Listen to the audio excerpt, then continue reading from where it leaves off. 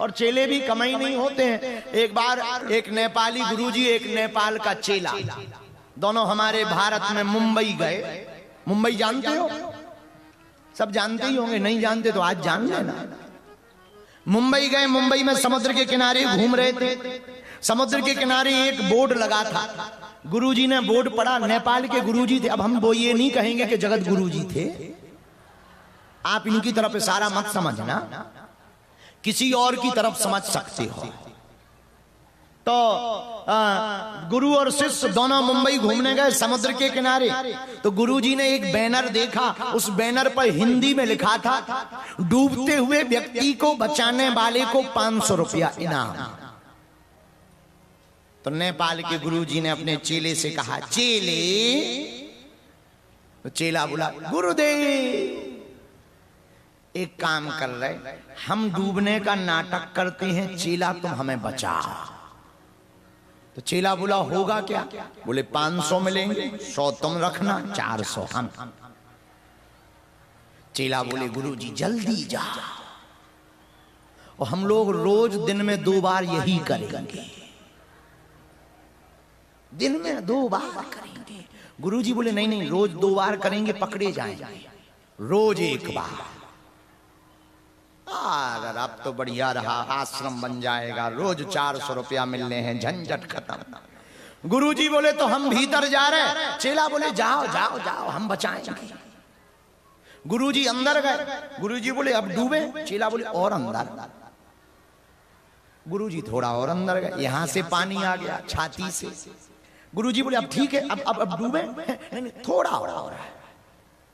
गुरुजी और अंदर गए, यहाँ गर्दन तक पानी आ गया। गुरुजी बोले, अब तो ठीक है। चेला बोला, थोड़ा सा और। अब गुरुजी सच में डूबने लगे। नीचे था भयंकर गहरा, अब गुरुजी डूबे ऊपर नीचे। अब गुरुजी बोले, चेला बचाओ, नेपाल का चंगीला रहा होगा चतरा का। तो गुरुजी बोले, बचाओ। चेला बोला, गुरुजी बोले, पागल है क्या, हम डूब रहे तो कर रहा, बचा। गुरुजी को लगा लालचिया है। गुरुजी बोले, 200 ले लेना, पर प्राण बचा। चेला बोलो,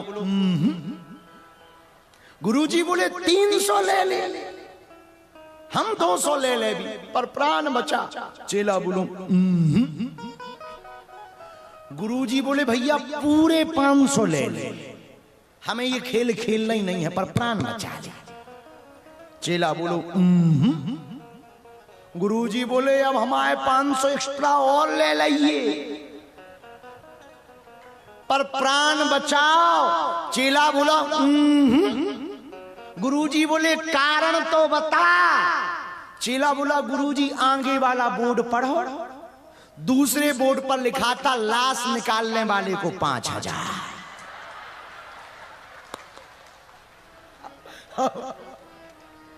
रहा होगा चतरा का। यहां ही ऐसे लोग पाए जाते हैं। पर गुरुजी भी काठमांडू के थे, बेचारे चले गए। दूसरे जन्म में उन्होंने गुरु बनना ही कैंसिल कर दिया। खैर, अपनी तो आत्माओं से कभी कभी बात हो जाती है, तो उन्होंने हमें बताया कि अब हम जन्म ही नहीं लेंगे। हम कहा, नहीं, नेपाल में नहीं, भारत में आ जाओ। बोले, भारत में तो और खतरनाक चेले हैं। हम कहा, भारत में क्या खतरनाक चेले हैं? बोले, भारत में भी हम एक जन्म में रहे। हमने कहा, क्या किया तुमने?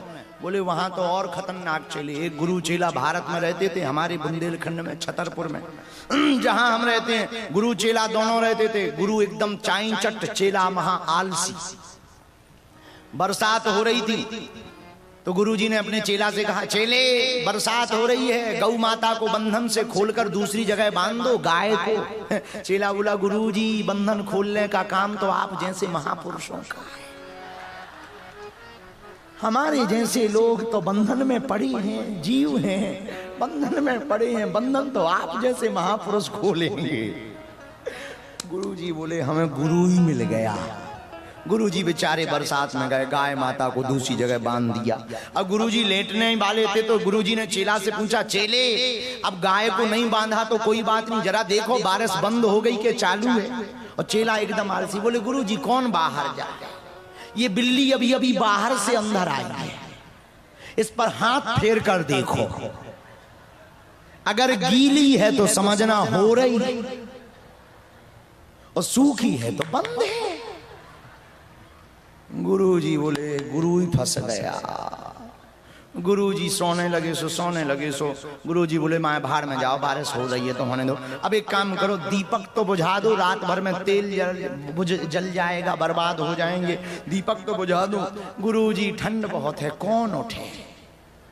एक काम करो, आप आंख बंद कर लो, एक रामायण की चौपाई का विचार करो, कतहु को ना ही, कहीं कोई है ही नहीं, ना दीपक जल रहा ना उजाला है, ऐसा सोच के सो जा। गुरुजी बोले, जय हो भैया। बाद में पता लगा कि वो आदमी नेपाल का था, गुरुजी को ही बुझाना पड़ा। और सुबह हुई, एक आदमी लड्डू का प्रसाद लेकर आया। गुरुजी को लगा ये तो आलसी है, उठेगा नहीं। गुरुजी बोले, बेटा प्रसाद आया है, खाएगा क्या। तुरंत दौड़ता हुआ आया और हाथ जोड़ के बोला, गुरुजी हमने आपकी 3 आज्ञाओं का पालन नहीं किया, अब चौथी का पालन नहीं करेंगे तो नरक में जाना पड़ेगा।